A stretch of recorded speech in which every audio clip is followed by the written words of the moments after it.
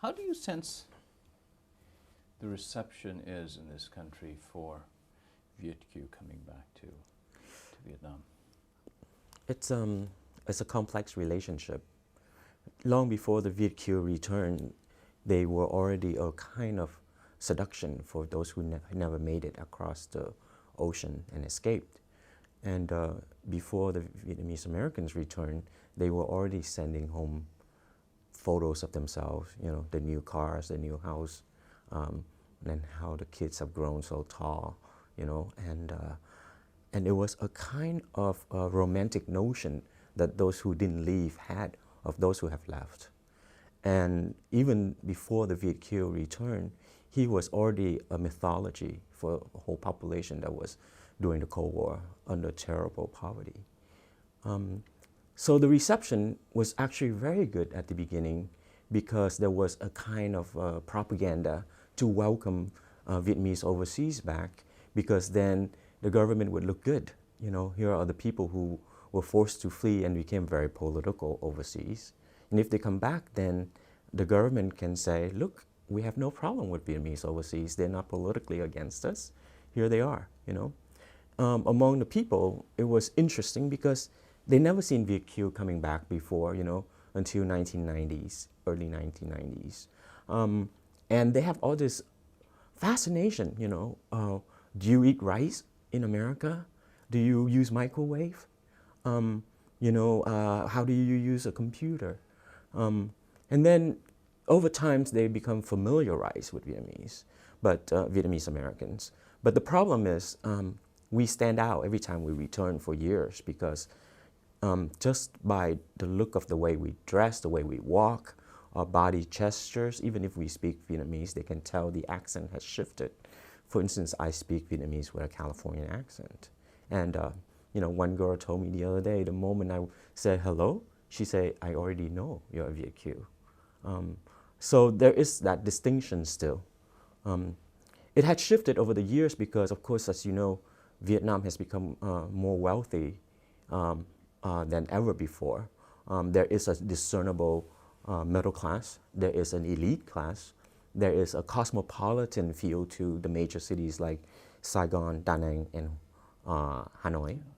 And so there is a yearning among those who didn't really leave, but now are capable of flying to, say, shop in Bangkok on the weekend, or go even visit their relatives in California, to be on the equal playing field with the rest of those who have that glamour that they used to not have. Mm-hmm. Among those who did not flee, is there a sense of resentment of those who did? It's a love-hate relationship. For instance, for years my family sent home care packages during the Cold War to relatives who were stuck behind. And they wanted us to sponsor them. They wanted us to somehow, you know, bring them over to the US if we were capable of doing so. But they also resent the fact that they were impoverished and they have to live sort of on inferior level with those who fled, because I hear things like when I come back first few times and some Vietnamese would befriend me and say, you know, if I had left like my cousin, I would have gotten a PhD. Back in high school, I was far smarter than him, you know, and here he is coming back, this average kid, you know, or now Mr. So-and-so owning a small high-tech firm, you know. I was top of the class, but I never had that chance. So there is a resentment for those who, against those who left, but also a kind of romantic notion of themselves. Had I come to America, I would have succeeded even better than you. In most cases, it wasn't an ideological divide, it was a logistical issue that kept them from fleeing? It's the problem is during the late 70s, you know, Vietnam had a war with China, and so it actually encouraged people with Chinese background, ancestry, all the way back to maybe 2 or 3 generations to leave. That created, you know, a big wave of boat people.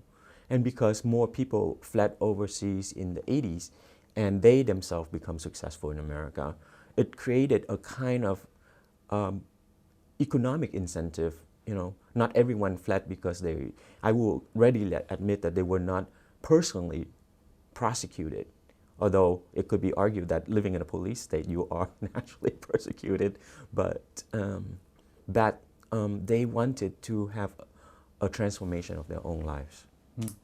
Was the cousin who stayed back typically a person who just never had a chance or an escape path that worked? Yeah. Or was it someone who might have thought, you know, I'll make a go of it here? Yeah. You know, up until the last 5-10 years, leaving Vietnam was still the #1 dream, especially for the West, for most of Vietnamese in Vietnam. And the cousins who tried, I mean, I have a cousin who said he tried 12 times, you know, buying a seat on a boat, but then he got cheated. When he showed up, the boat wasn't there. Another time, he showed up and Công an, the police, was there, and he spent 6 months in jail. That sort of thing, and become very discouraging. Not everyone who try would be able to escape because, as you know, it's a police state, and if they know that you, you know, sneak out without, you know, permit and on a boat, they can arrest you for years. So it's a high risk to leave, you know. And then later on, when the Cold War ended and sponsorship was possible, and those who were sent to re-education camp had some kind of relationship, at least diplomatic relationship with the United States, called the HO, or Orderly Departure Program. And if you spend more than 3 years in jail as a political prisoner, the U.S. would sponsor and take you in. And Vietnam was glad to send these people out because they belonged to the old regime with different political ideas anyway. And so those people came later in more orderly fashion. And then, of course, there are Viet Kieu men who go back and marry women here because it's a lot easier for them because they couldn't find Vietnamese American women to marry, for instance. So I have cousins who've done that as well. So the relationship has shifted over the years. How do you sense it's changed at all? Has it changed?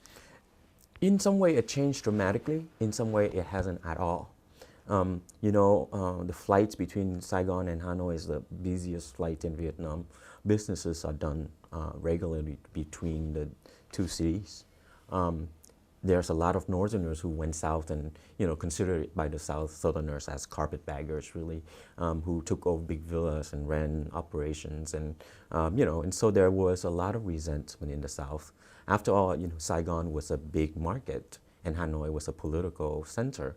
And yet Hanoi always sort of coveted Saigon, be it during the war to so-called liberate the South, or now, you know, to go south in order to live a kind of lavish lifestyles that for some people here in Hanoi, they cannot live because they're so close to the power, political power. And among the culture, the resentment is deep-seated because the history of northern invasion, northern oppression is still within, you know, one generation memory. And the accent is very funny to me. The moment someone speaks a northern accent, I see Southerners have a kind of visceral reaction.